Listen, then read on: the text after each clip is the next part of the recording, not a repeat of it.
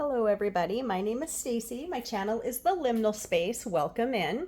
We are going to do a card reading for to kick off this eclipse season. So we have the first of two eclipses coming to us this August. If you watched my August reading, you know I talked about this and talked about the intense energy that August was going to bring to us. I talk about it a bit in my Wheel of the Year Lamas video as well. But so August 12th kicks off the first of two eclipses, and this will be the solar eclipse. So that is when the moon covers the sun. And this will be in totality in places in the world, not where I'm at. It will be Greenland and Iceland will have complete totality, and then parts of Spain and Portugal. There will be many places in the world that have like partial partial eclipse anyways. Where I'm at in eastern Montana, we'll have just a very sliver of it. I think it's maybe like 2%. It will not be noticeable. I think even if you're looking at it with eclipse glasses or a welding helmet, it won't be visible. And that's okay. You don't have to see it to feel it, especially when somewhere in the world it's in totality, which it is. So this is very intense. This also is the beginning of a new eclipse shift. So the nodes of the moon have recently shifted into Leo and Aquarius. And so it's really different energy than what we were in, which was Cancer, Pisces. So, or I'm sorry, Virgo, Pisces. So very, very different energy. And I'm looking forward to this. I am a Leo, sun and moon. And so I'm really excited to see what the next 18 to 20 months have in store for the world. I think it's going to be intense. I don't think it's necessarily going to be very comfortable. So I just want to give everybody the advice to be positive. Try to remain positive. And I'm giving myself that advice, usually every day, a couple times. Because things are hard. So things that we want to look at for this, because this is in the South Node. So that is, the South Node is in Leo right now. Leo's big, expressive, loud, kind of, maybe people would call it the most ego-driven of the zodiac signs. Maybe. I don't know. I'm a Leo, so I'm kind of defensive about that. But things that we do want to look at, because eclipses are about release, right? They shift everything. And then we really see it play out over the next 6 months until the next eclipse season. But eclipses are about release. And like an eclipse portal, like we have here, we have two. Every now and then we'll get 3 eclipses in a portal, but this is 2. And so we're going into this eclipse portal and then we'll come out of it in 2 weeks. And so it's kind of like going into a tunnel. You know, we go into the tunnel and we're trying to figure out what's going on. And then when we come out, we kind of see what we are now. And so being about release, things that we need to focus on, because it is in Leo. So whether you're a Leo or not, or whether it plays out in your astrology chart or not, things that we need to release are parts of our overinflated ego, you know, and we do have that. We also need to release excessive pride. You can be proud, but don't be proud to the point that you're obnoxious. And also we need to release, and this one I think is the most important, it is our need for external attention and validation. Like sometimes Leos are kind of like the movie stars or the performers of the zodiac, but sometimes we do that not for ourselves, but for the reaction that we get. And so one of the things we need to focus on releasing is releasing that we're doing these things for others. We're doing it for ourselves, for our soul's growth, for our life. So I think it's going to be very interesting. Also, through this process of release, we want to focus on dropping stage fright. You know, don't be afraid. Don't be afraid of being who you are, what you're meant to be, even if you don't know what that is. Allow yourself to flow a little bit. And I think those things will become apparent. And I'm not saying it's going to be easy. Nothing has been easy for a long time. I feel like the higher you climb on your awakening or your awareness, the harder things get. But I mean, that's part of growth, right? So another thing that we hope to claim through these eclipses by releasing some things is we want to claim our sense of expression and creativity, because that's very, very Leo driven. So I'm going to ask 3 questions before we do these readings. And today I'm using 2 decks, different decks than I used with my previous eclipse readings. First one will be the Deep, Dark, and Dangerous Oracle by Stacy DeMarco. Love this deck. And then This one, it just kind of fell off the shelf today when I was looking through my decks. And so I'm like, okay, you're talking to me. So this is the Crow Redux.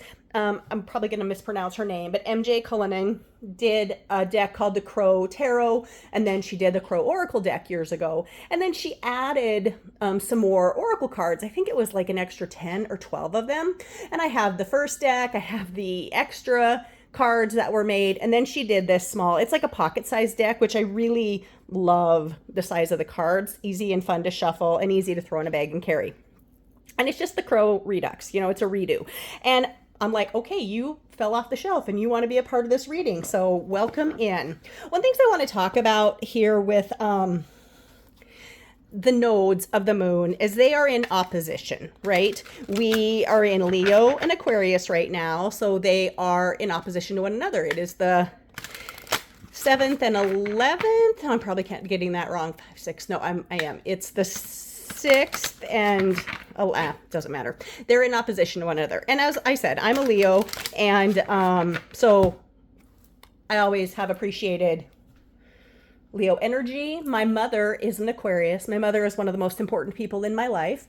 But we've always felt that, like, very loving, but very much in conflict with one another.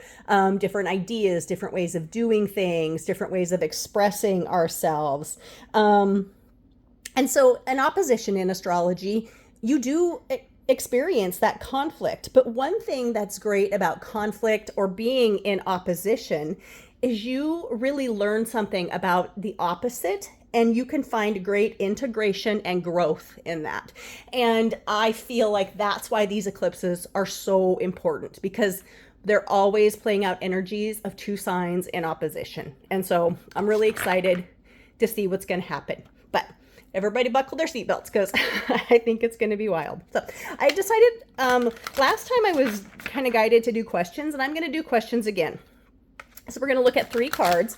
The first one is going to ask us or give us the answer to what we need to know during this eclipse cycle.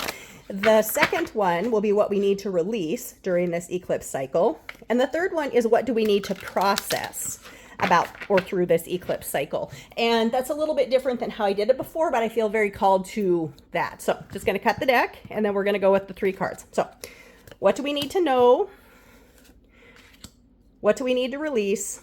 And what do we need to process through the gift of this eclipse cycle? So, and then we'll kind of look at answers in the Crow Tarot. So the first question here, what do we need to know? The answer here is alchemy. So this is the Circe card, or Kirke if you talk about it in the Greek. This is a beautiful card. Here is a picture of her. She is pretty magnificent, one of the most famous witches in Greek mythology, and she is known for turning men into beasts. These look like kind of anteaters or aardvarks. I think of her as, you know, just being someone capable of great transformation. In her case, it was mostly transforming other things in the myths, but sometimes the greatest transformation we can do is for ourselves.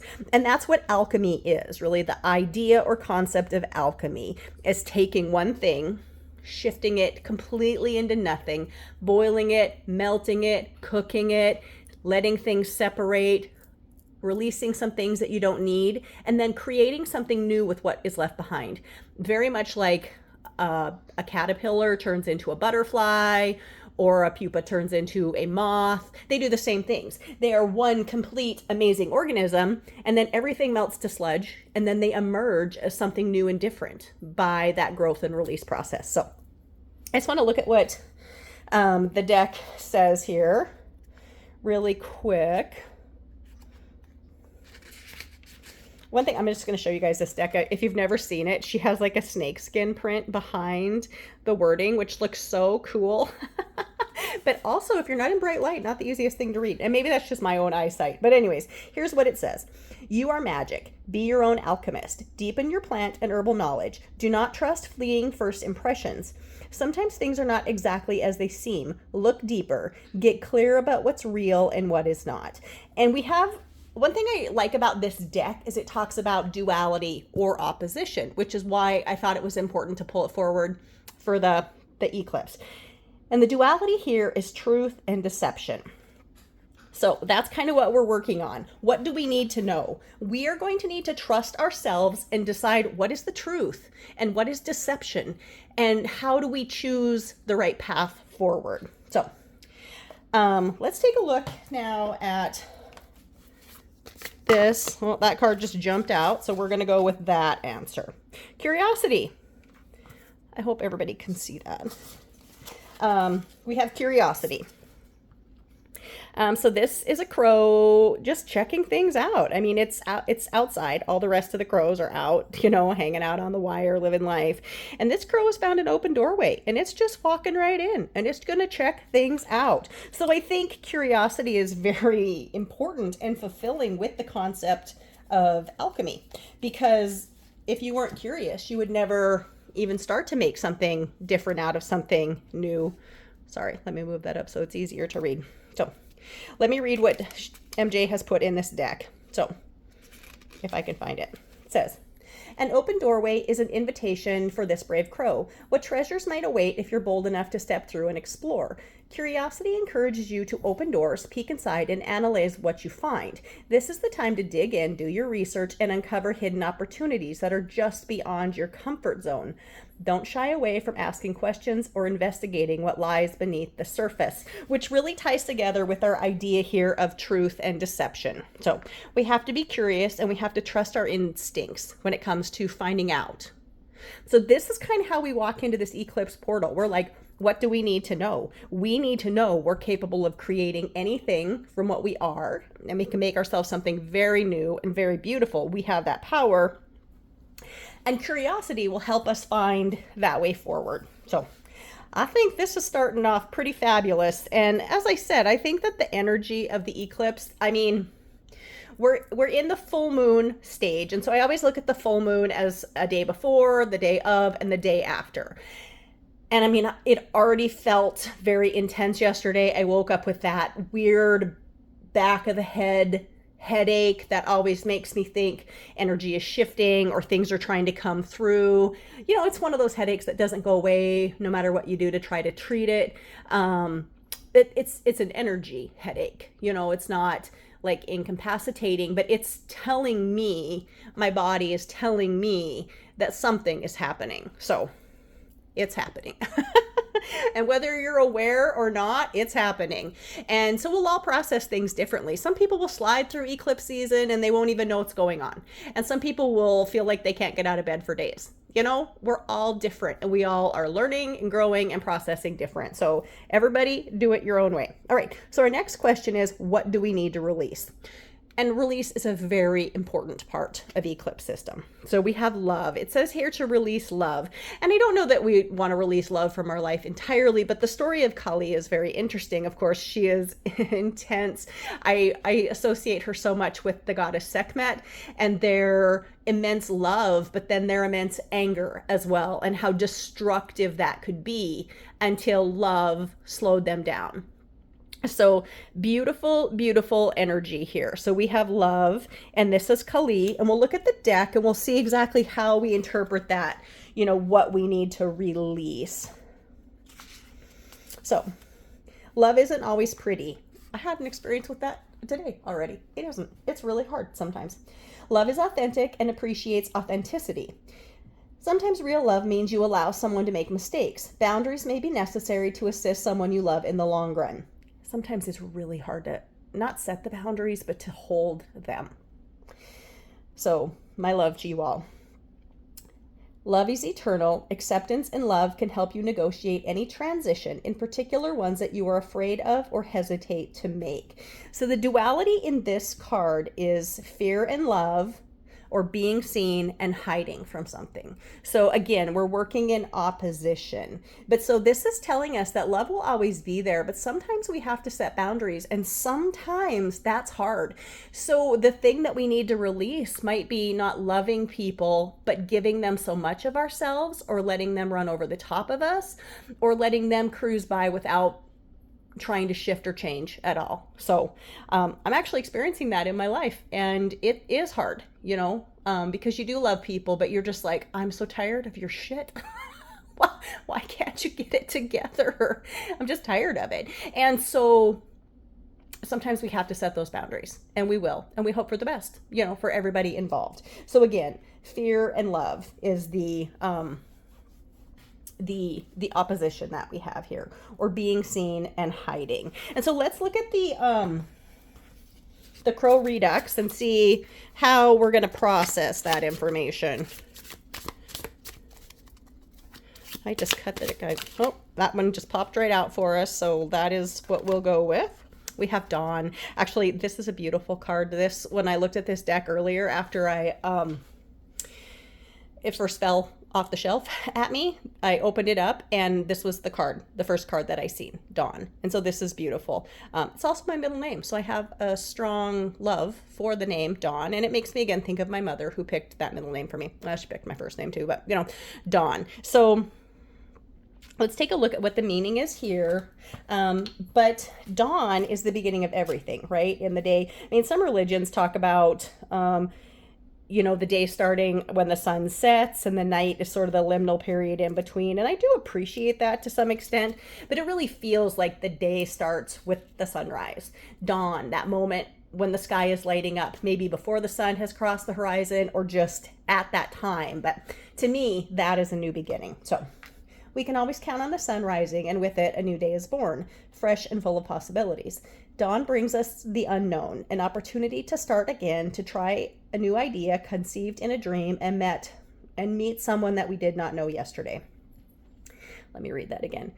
Dawn brings us the unknown, and it brings us an opportunity to start again and to try a new idea conceived in a dream or meet someone that we didn't know yesterday.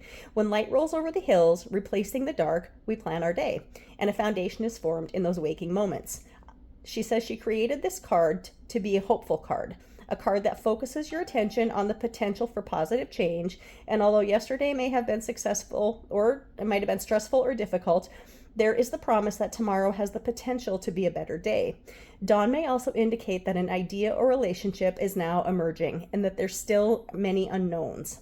Like a day, sometimes how it ends is even better than how it begins. The thing that sticks out to me about this is the unknowns. She says, you know, dawn may also indicate that the idea that an idea or a relationship is now only emerging, but there are still many unknowns. And so we don't know what's going to happen. So we're releasing something. And in our release, the advice to us is to set some boundaries. And by doing so, we don't know what the outcome is going to be, but we have to trust the process. And I don't know how many times I've said that recently, and it's hard.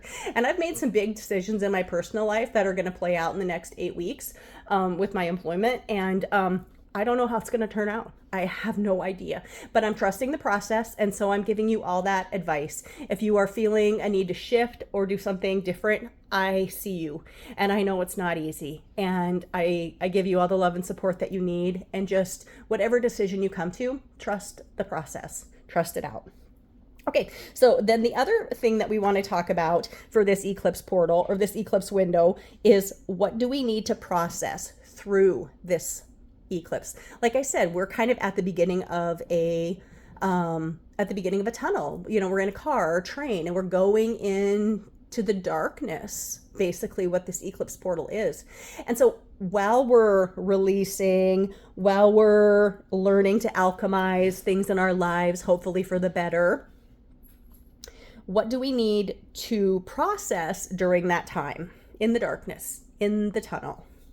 So the answer here is focus.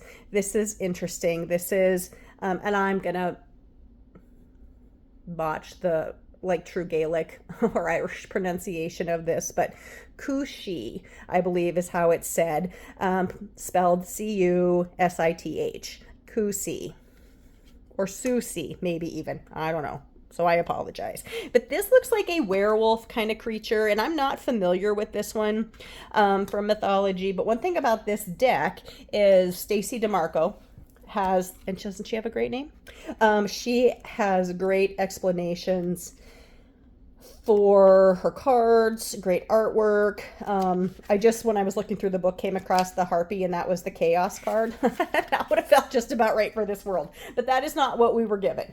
We were given the Safety card. Oh, I'm sorry. Well, this is interesting.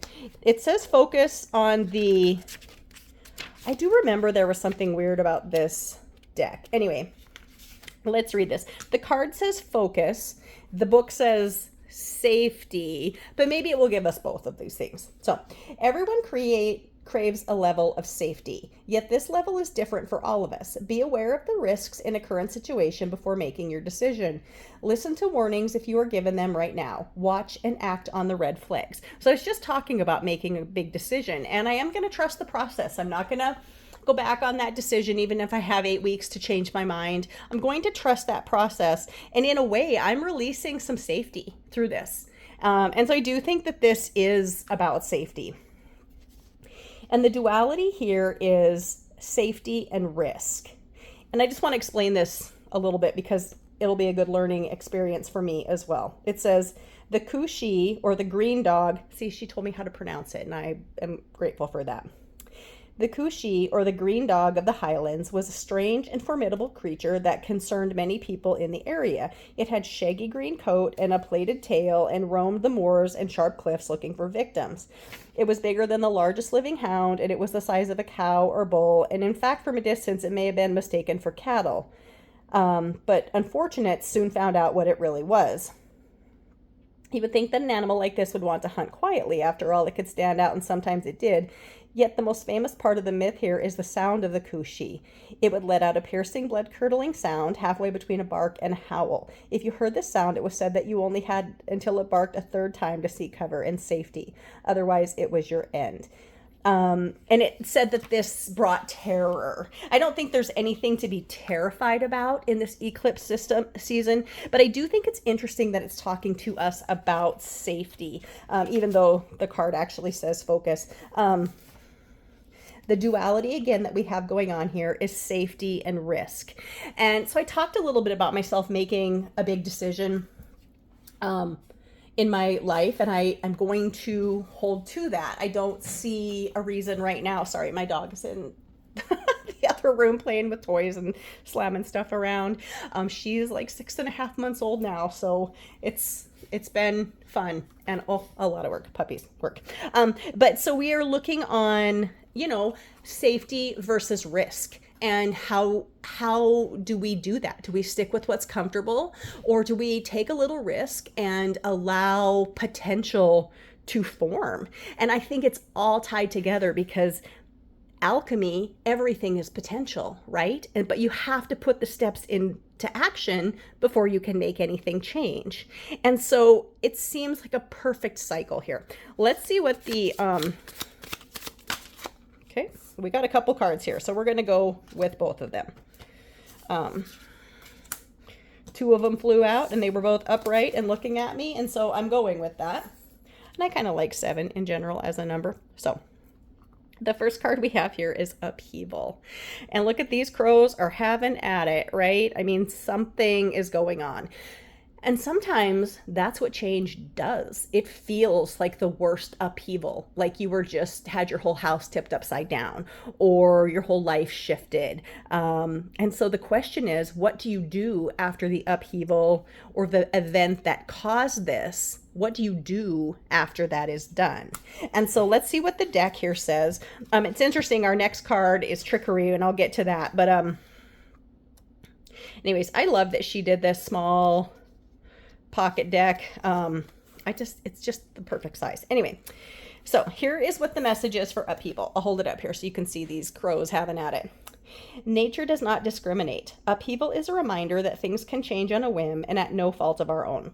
Are you prepared for change? Are you able to regain your composure and fly off to a better, more stable position? Life's disruptions are inevitable, but how you respond to them determines your ability to rise above. When chaos strikes, funny, I seen the chaos card earlier when I was paging through the book, so that word is always with us, and that's not unusual for eclipse season, right? Chaos? Okay, when chaos strikes, adaptability becomes your greatest asset. By remaining flexible and grounded, you can navigate through uncertainty. Trust in your resilience, and remember that even in the face of sudden shifts, you have the strength to find a new path forward. So I talked about how we're all going through the tunnel. We're all going through a path that's forward, and we have to be willing to shed some things to make some changes. one thing that sticks out to me personally, and I think each of us, if you look at this reading, will find the things that really are important or the word that sticks out to you. But it says here, by remaining flexible and grounded, you can navigate through uncertainty. And so flexibility is something I struggle with, and I'm trying to be better about that. So that is what I'm going to focus on with this card, or with this message here for what do we need to process. I need to process a change in my ability to be flexible. So I don't know how it will affect you, but that's what I'm reading through for myself. So this card is trickery. And so we have two crows here. One's got all the leaves, one's over on the edges. He doesn't have any of the leaves. And I have a feeling that dude with the leaves has tricked the other guy into not being able to get what he needs or what he wants. So, sorry, trying to get that in frame. Hope you guys can see that. So let's look at the trickery card. It says, crows are known for stealing other birds' stashes, then hiding them, covering them up with leaves to throw it off its tracks. Similar in energy to the Seven of Swords. I have such a relationship with every one of the swords cards in the tarot. Just like, the seven's not the worst in my book, but anyway. Okay, similar to the energy of the Seven of Swords, trickery brings to your attention that someone may be trying to deceive you. This card may also indicate that your situation could benefit from allowing for some innovative and creative thinking. A little deception for the sake of greater good may be warranted. However, be mindful of any trickery you engage in should it be for the right reasons, as dishonesty can easily spiral out of control if not carefully managed. So an interesting thing about this card is it talks about what we need to bring in is creativity and innovation. And so I think those are the perfect cards to talk about Leo and Aquarius, because Leo is very creative.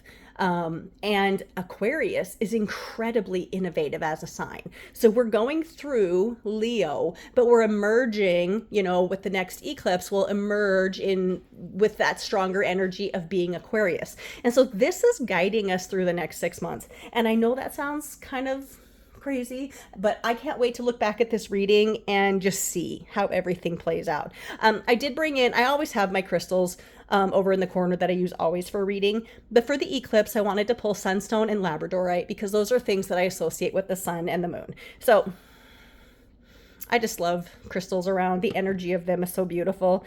And I have a lot of labradorite because I like it, but I thought that this little moon was perfect for the eclipse, right? We have sunstone and a moonstone. I do have moonstone, but labradorite to me feels like the moon, especially with eclipse season. So this reading was a little bit longer than I expected. I guess that makes sense because I pulled 3 extra cards, actually 4, because the universe wanted us to have an extra card here for what we're going to process, or how we're going to process through this eclipse season. So I wish you all the best of luck. I love you all. I'm grateful for everyone who watches these videos, and just I hope they're helping.